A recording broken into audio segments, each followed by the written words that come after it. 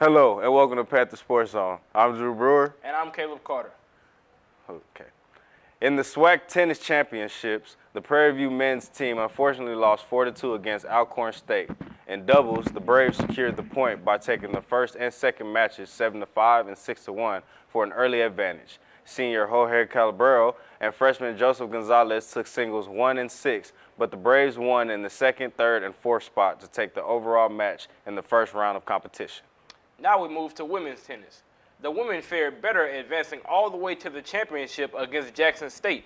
Before doing so, they took down number 5 Alcorn State and number 2 Alabama State, both with a final result of 4-3. Against the Lady Tigers, the Lady Panthers' run unfortunately came to an end as Jackson State grabbed the first point of the day with the wins on the doubles court taking 2 and 3. In singles play, PV could not pick up a win, dropping the 3, 6, and 2 spots, leaving spots 1, 4, and 5 unfinished, with JSU claiming the 2022 SWAC championship.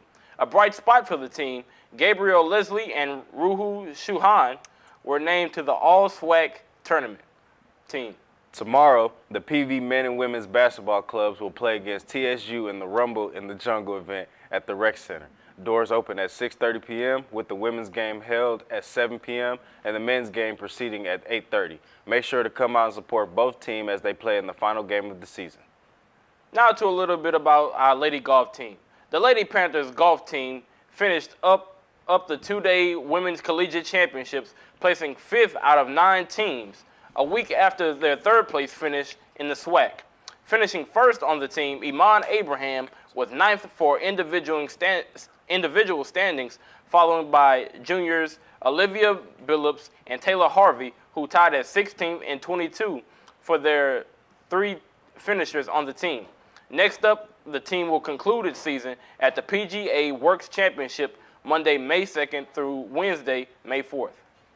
With the final track and field competition of the regular season, the men and women's track team finished with good results. In the 200-meter dash, Asia Harris ran for second fastest time in SWAC this season at 24.22 seconds. In the triple jump, grad student Kaiser Roberts jumped out of the season's best with 12 meters. Both men and women 4x1 relays improved to run the fastest times in the conference this season at 40.33 and 45.88 seconds respectively.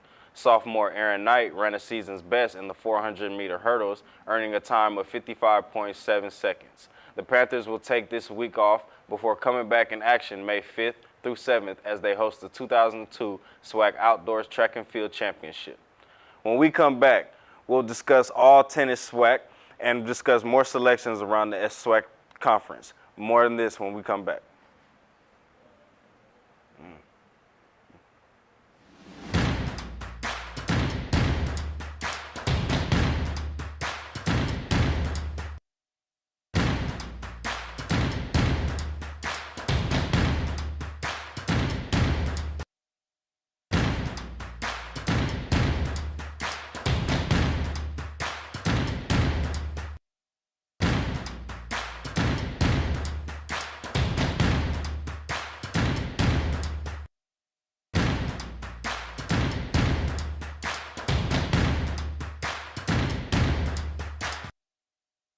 Hello and welcome back to Panther Sports Zone.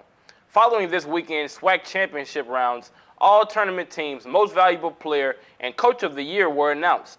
On the men's side, the most valuable player went to Chris Andre from Alabama State, and the coach of the year went to Anouk Christensen, also from ASU. Alabama State had 3 in the tournament teams, while Jackson State added 2 selections, with Alcorn State finishing with one of the teams in the top. On the women's side, the MVP award went to Paola Arkamrans of Jackson State, while the head coach of the year went to the lady coach of the Tigers, Coach Gabrielle Moore. JSU had the most members on the all-tournament team with 3, followed by runner-up Prairie View with 2, ending with Florida A&M with 1. The Jackson State Lady Tigers and the Alabama State Hornets tennis teams will learn of their next week's opponents during the NCAA scheduled to air this Monday, May 2nd on NCAA.com. The show starts at 6 p.m. Yesterday, the SWAC selected Alabama A&M's Allison Riches and Alabama State's Bailey Greenlee for weekly softball honors.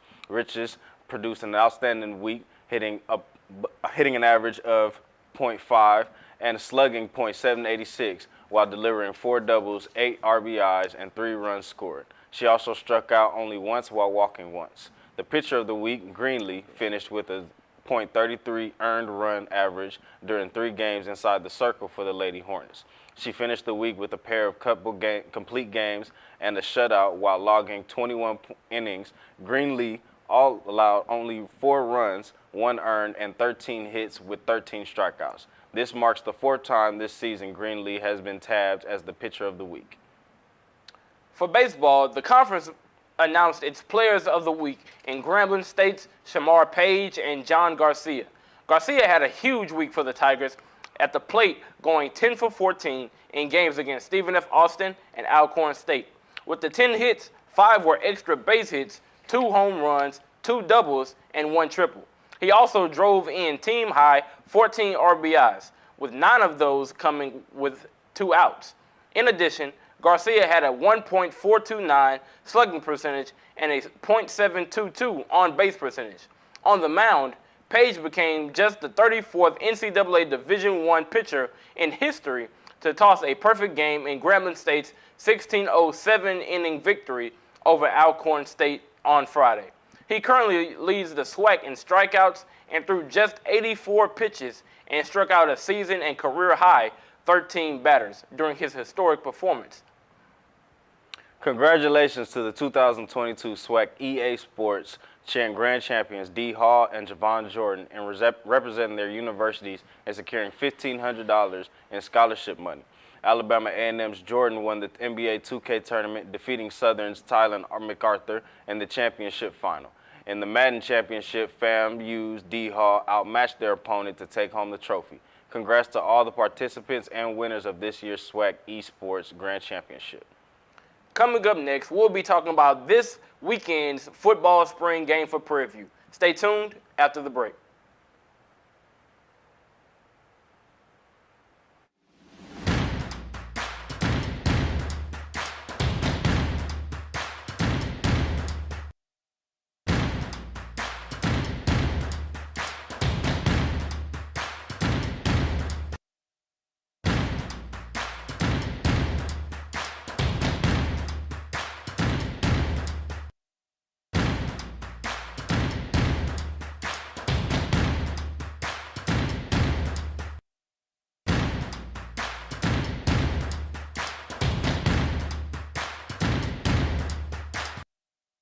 Hello and welcome back to Panther Sports Zone. Joining today we have Caleb and myself, Drew, and we wanted to talk about the spring game that happened this past Saturday and the experience that we had being there, just the alumni fan base, the fan base from the students, the fan base from the athletic department, and everybody really coming together to produce an amazing spring game. We tried our best to give a live broadcast in the beginning. We had a great pregame show, and in the beginning for like about to the first half of the game, I believe, we had a good live stream and commented if you couldn't hear, but we were commenting on the game. But just the experience of being at the spring game was a very amazing experience to really take the next step level of KPVU-TV as well as the sport. So how did you feel about the Saturday game? I mean, you just said a mouthful because, I mean, we really did do a lot. I mean, and it was a lot that went into the day, right? I mean, you started off saying it. I mean, the alumni were out. It was a whole lot of fanfare. You had people, selling their merchandise, their PV merchandise. You had the tailgates coming out. It felt like old PV, right? I mean, it was just a good day. And then talking about our side before we get to the football side of things, I mean, it was a good experience, being able to do the pregame show. I mean, you had the chance to talk to Dr. Reed and get a little bit about his vision heading into the season. And commentating was a bit of a different experience, but I feel like it helped bring a little bit of clarity to the game, right? We began to see the whole field, right, instead of watching the ball like most fans do. But speaking on the game, I thought it was a great game, but I will say that the team still does have room for improvement, right? I mean, the defense was flying around for the most part, but the offense, they seemed to drag behind a little bit. Right. I mean, other than that first series, I mean, where they got down to the red zone but couldn't cash in. I mean, they seem to be getting stopped the rest of the way. So I just think they have room for improvement. Yeah, I just looking back at that game, and it's funny that I'm laughing about it because I could just really see where you were coming from in that sense.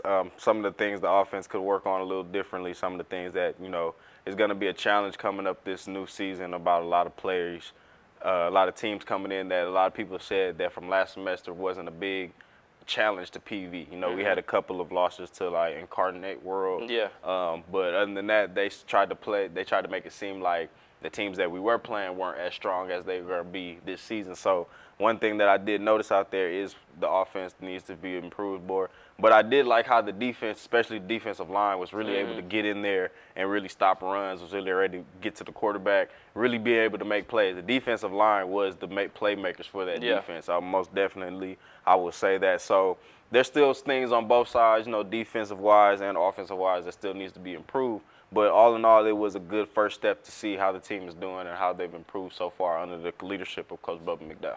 Right. I mean, and we can cut the offense a little bit of slack. I mean, because when we looked over at the sideline, the offense really didn't have their full, amount of players that they usually would have. So I guess, that could factor in as to why they didn't perform to the way we may have hoped.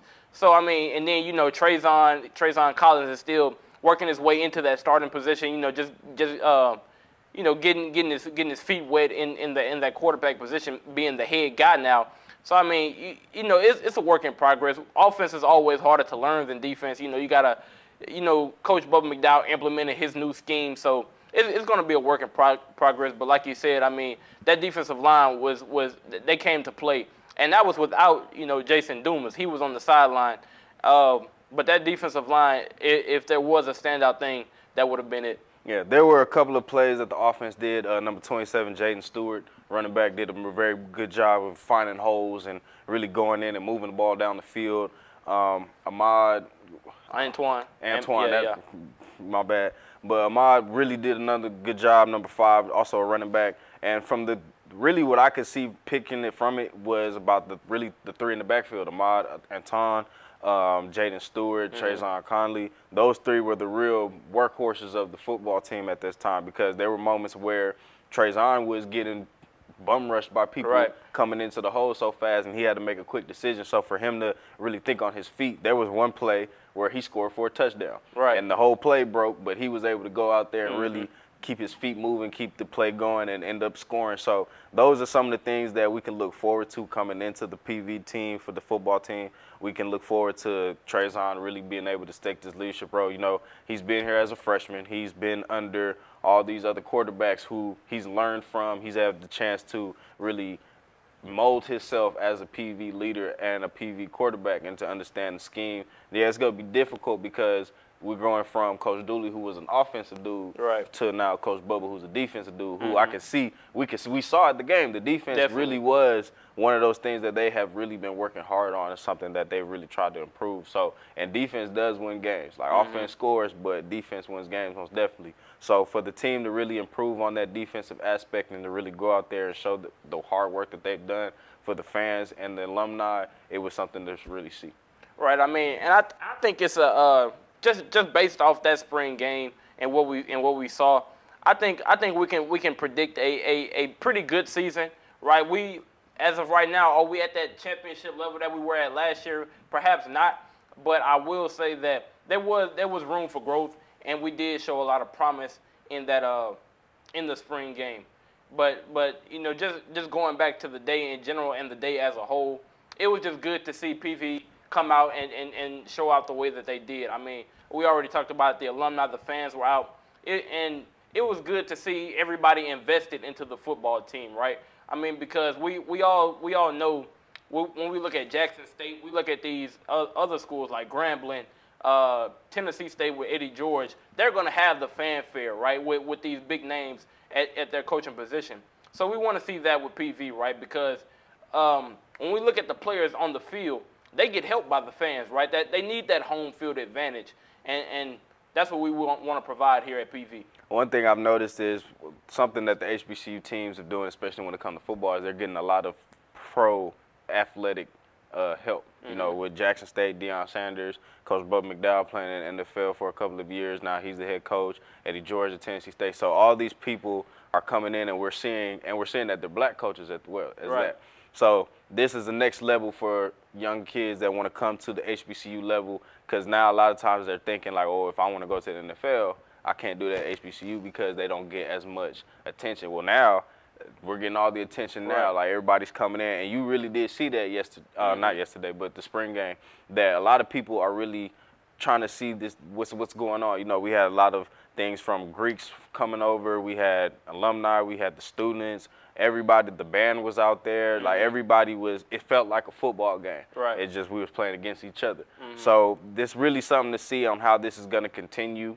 Running back 22 is the slogan that they've been going on for the longest, and that's something that they really are passionate about, that they're really focused on running it back 22 to get back to the championship and hopefully maybe see Jackson State again and get the W this time. Yeah, and I guess one last quick point from me would be, because you made a real good point about the attention that HBCUs are getting. I mean, I don't know if you've been able to tune in to some of the moves that Alabama State has been making, but they have been able to get a whole lot of 3-star transfers, right? They've been able to get those transfers from these bigger name schools that we wouldn't expect, right? So I had the chance to see a 3-star transferring from Temple. You wouldn't normally see that, somebody transferring from a D1 Power 5 school to a HBCU, but now you're seeing that with all the love that HBCUs are getting. So, I mean, it's a good thing to see, and I can't wait to see what Prairie View has to offer. You know, running back 22, I want to see what they're able to do come this season. Right. You know, one thing about PV, whether it's been football or other sports, we have been getting a lot of transfers from other schools and big-name schools. And I think that is a good thing, because now the more people that want to come, now you're going to get more exposure, because now everybody wants to see, well, what's making HBCUs like this? What's making it different? What's the difference in them? So now people want to come and actually experiencing it. And just being there, from the vendors to, they had bounce houses for the kids. They had an alumni game where alumni from previous football teams came and had a flag football game. Just a lot of very great energy. And when I spoke to Dr. Reed, you know, he was just talking about some of the things that he wanted to improve on, some of the things that he's looking forward to. He's looking forward to more support. He's looking forward to doing more things to helping the athletics, not just football, but athletics as a whole, to really get the exposure that PV needs in order to really make it to big-time level. So that's something that I feel like we really have been improving on as a culture here at PV, from the football team to even the fact that we were being able to be there to actually broadcast the game. Like that right there is a testament to what the type of things that we're doing here at Prairie View A&M. So I can honestly say that it is an exciting experience. It was an exciting experience to be out there. It was lots of fun, a lot of attention from everyone, and that was just something that I can say personally that I will be forever grateful for. And thank you for all the people who came out to support. Thank you for all the people that to continue to support KPVU-TV and Panther Sports Zone, as well as all the shows that KPVU-TV produces. We appreciate, and we thank all the alumni, and we thank all of the fanfare that we're getting, and we appreciate all you guys. I mean, ditto. I mean, you said it all. I mean, we can really end on that. I mean, yeah. And that'll be all for Panther Sports Zone. Make sure you tune in every Monday, Wednesday, and Friday at 5:30 p.m. for more PV news and news around the SWAC. Once again, I'm Caleb Carter. And I'm Drew Brewer. And we're signing out.